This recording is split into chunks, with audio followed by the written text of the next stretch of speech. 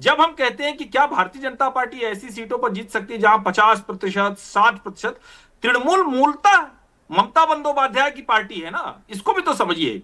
ममता बनर्जी की पार्टी के साथ वो पूरा का पूरा भद्रलोक जुड़ा हुआ जी। है, वो उसका मोहभंग हो रहा है। यानी जो टीएमसी का जो कैडर वोट है, और मैं बार बार कहता हूं कि देखिए, मुसलमान तो इसलिए क्योंकि भाजपा ना आने पाए, मुसलमान तो इसलिए क्योंकि उसको, लेकिन कैडर वोट कौन है? तो पश्चिम बंगाल में ममता जी की पार्टी के सारा कैडर वो भद्रलोक है। लेकिन उन्हीं लोगों में से जो दूसरे लोग हैं, उनको अब ये उनका मानना है कि अब हमारे लिए जीना मुश्किल हो रहा है, अब हमारे लिए, जिसको डेमोग्राफी चेंज कह लीजिए, थ्रेट टू बिजनेस कह लीजिए, थ्रेट टू लाइफ कह लीजिए, वो मुश्किल हो रही। तो अगर आप उसको उस तरह से देखेंगे तो जहां आपको 12 से 14% की लीड दिख रही है, वो लीड कब एक झटके में कपूर की तरह हवा में हो जाएगी, इसका अंदाजा लगाना मुश्किल है। और इसीलिए मुझे अभी भी लगता है कि वहां के जो भी, मतलब अलग अलग तरह से जो परिस्थितियां बहुत जटिल दिखती हों, भारतीय जनता पार्टी को इन सब वजहों से एज मिलता हुआ दिखता है। ये चुनाव पूरी तरह से बहुत एकदम, जिसको कहते हैं टफ कॉन्टेस्ट, जो सही मायने में होती है, वो दिखेगी, लेकिन परिणाम एक तरफ जाएगा। चलिए, तो टफ कॉन्टेस्ट होगा, कई राउंड की वोटिंग का इंतजार करना होगा। ऐसा नहीं है कि सुबह 11-12 बजे तक ही आप विजेता किसी को घोषित कर दें, तो नेक टू नेक फाइट भी हो सकती है, लेकिन जो परिणाम होगा अंततः वो एक तरफा होगा। हर्षवर्धन जी कह रहे हैं। अब बात की है तुषार, यहाँ पर आपके एनालिसिस में सर कह रहे हैं कि 5% और 10%, जहां पर अपवर्ड स्विंग, जहां पर नेगेटिव स्विंग रहा है टीएमसी के लिए 2024 में, वो कम से कम बीजेपी के लिए निकालना काफी आसान होगा।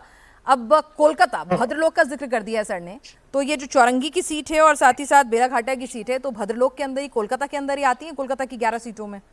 तो मतलब भद्रलोक, इसका मतलब सीधे सीधे दीदी से नाराज होगा तभी ये 2 सीटें निकाल सकते हैं, क्योंकि ये तो भद्रलोक का भी जो कोर भद्रलोक है ना, बिल्कुल अंदर वाला, ये तो वो है, आउटस्कर्ट भी नहीं है भद्रलोक का।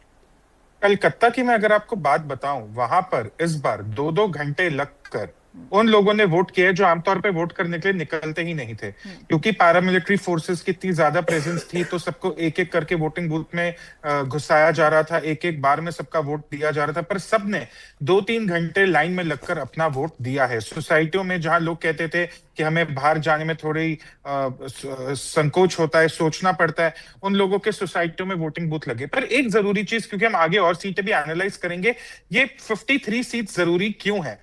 मैं नहीं कहता कि भाजपा ये 53 की 53 सीट्स जीतेंगी, पर अगर भाजपा इनमें से 30 सीटें भी जीत जाती है, वो 150 के पार चली जाएगी।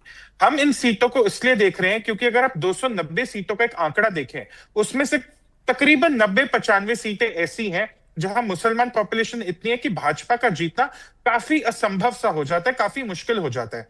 बची बाकी 200 सीटें, उन 200 सीटों में 50 सीटें ये ऐसी हैं जहां बीजेपी का स्ट्राइक रेट अच्छा होना बहुत जरूरी है, क्योंकि इन्हीं 50 सीटों में इलेक्शन डिसाइड होगा।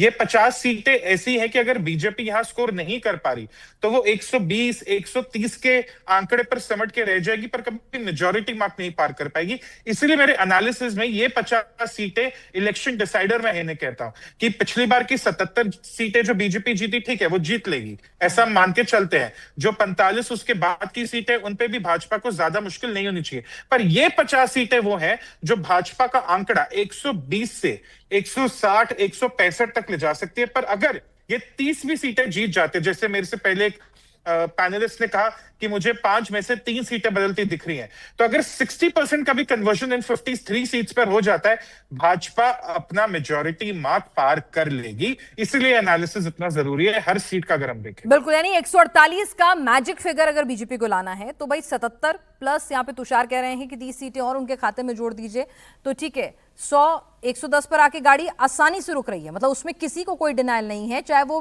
टीएमसी के लोग भी, उनसे भी पूछिए, 110, 120 बीजेपी के लिए अचीवेबल टारगेट लगता है। लेकिन 148 का मैजिक फिगर अगर हासिल करना है तो इन 53 सीटों को आपको क्रैक करना बहुत जरूरी है, और यही 53 सीटें हैं जिसमें आप मेहनत करके इन्हें क्रैक कर सकते थे, क्योंकि बाकी की 90 जो हैं वो तो सीधे सीधे दीदी के खाते में जाती हैं, तो वहां पर आप कुछ नहीं कर सकते थे।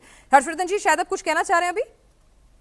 नहीं, मैं थोड़ा सा, चूंकि मैंने जो 294 सीटें देखी, जी, उसमें लगभग 75 सीटें ऐसी हैं जो मुस्लिम डोमिनेटेड। ठीक है। ये थोड़ा सा एक मिसकॉन्सेप्शन भी हुआ है पिछले कुछ समय में, जैसे कोई कहता है कि 100, 120 सीटें हैं जो तृणमूल कांग्रेस के उससे जा नहीं सकती हैं। वो इस आधार पर कहते हैं कि उनके लिए वो बेलवेदर सीट से वो लगातार जीतते रहते हैं, उस हिसाब से कहते हैं।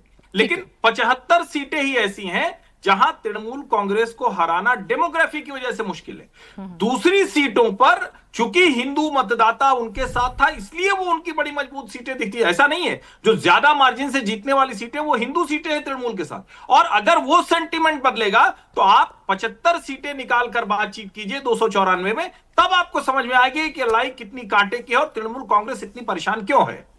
ठीक है, तो यानी ऐसा नहीं है कि सिर्फ बिल्कुल सही बात कही आपने, क्योंकि कई सीटों पर 50,000 से हार जीत का मार्जिन ज्यादा है और वो मुस्लिम डोमिनेटेड सीटें नहीं थी। तो हिंदू वोट बैंक भी बीजेपी का अगर सेंधमारी करते हैं वो टीएमसी के, तभी ये विन विन सिचुएशन पॉसिबल, नहीं तो ये पॉसिबल ही नहीं है।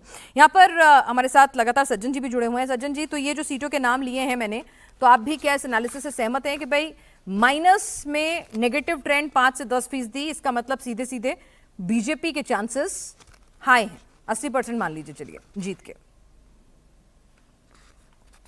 नहीं, बिल्कुल हम लोग तीनों लोग कुछ बातों में बिल्कुल सहमत हैं कि जैसे तुषार ने कहा कि ये जो 51 सीटें हैं बीजेपी के विक्ट्री मार्जिन के लिए, उनका स्ट्राइक रेट इसमें 50% प्लस होना बिल्कुल जरूरी है, उसके बिना आप जीत नहीं सकते हैं। दूसरी बात हर्षवर्धन जी की भी सही है कि हालांकि यहाँ पे बस एक ये है कि जो उन्होंने अभी कहा कि 75 सीटें और 108-9 सीटें, मैं उसमें ये बता दे रहा हूँ कि अजम्पशन इस बार ये है कि अगर आप ये माने कि जैसा उन्होंने कहा कि 40%, 35 से 40% हो तो बीजेपी जीत सकती है, और अगर उससे कम हो तो ज्यादा चांस है बिल्कुल जीतने की, और 40 से ऊपर हो तो बहुत मुश्किल हो जाएगा जीतना। यहाँ पे एक और भी बात कौशन की बात है, क्योंकि अब सवाल केवल इतना है कि एक जीत हार क्लोज मार्जिन से होगी या जीत हार ठीक ठाक मार्जिन से होगी, इस पे कल हमें पता चलेगा।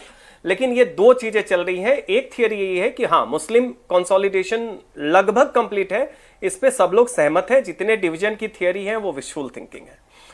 हिंदू कंसोलिडेशन एक बहुत सशक्त है, पिछले 2021 में था उससे ज्यादा है, लेकिन वो मुस्लिम कंसोलिडेशन की तरह बिल्कुल एक वाटर टाइट कंपार्टमेंट नहीं है, ये भी बात सही है।